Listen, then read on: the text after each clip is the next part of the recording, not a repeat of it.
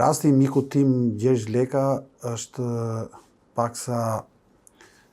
i këndshëm, po dhe i çuditshëm, sepse ai bëri një kontroll rutinë dhe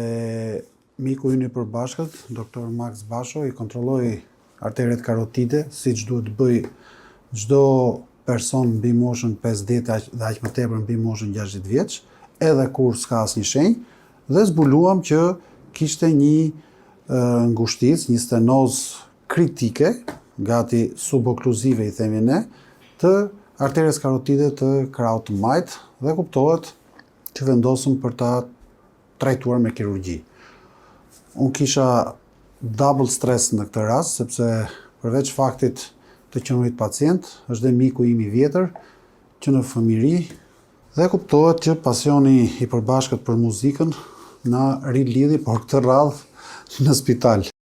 Njerëzve të ndryshëm i them që kontrollohuni her pas here për gjërat,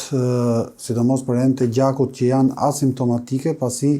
ndonjëherë shenja e parë mund të jetë ndërlikimi. Dhe për sa i përket lidhjes kirurgjisë me muzikën është shumë e ngushtë, do thoja, pasi për njerëzit, për kirurgët, për anestezistët që pëlqejnë muzikën, muzika si gjatë, po sidomos pas operacionit është një çlirues dhe një antistres. Dhe në rastin e Gjergjit, unë bashkëpunova me kolegun tim të vjetër, doktor Ervin Bekon, anestezist reanimator, dhe në fund të interventit, kur ne lëshuam qarkullimin dhe pam që çdo gjë ishte në rregull, ai vuri këngën tonë të preferuar në këto raste, që është Enter Sandman e grupit Metallica, cila të jep shumë energji dhe gëzim. Në fund të një interventi, i cili, siç thash, doli me sukses. Gjatë interventit her pas here, në varësi të momentit, kirurgu do të dëgjoj një lloj muzike e cila e lehtëson, e qetëson. Nuk mund të them se në ato momente mund të dëgjosh rock psikadelik,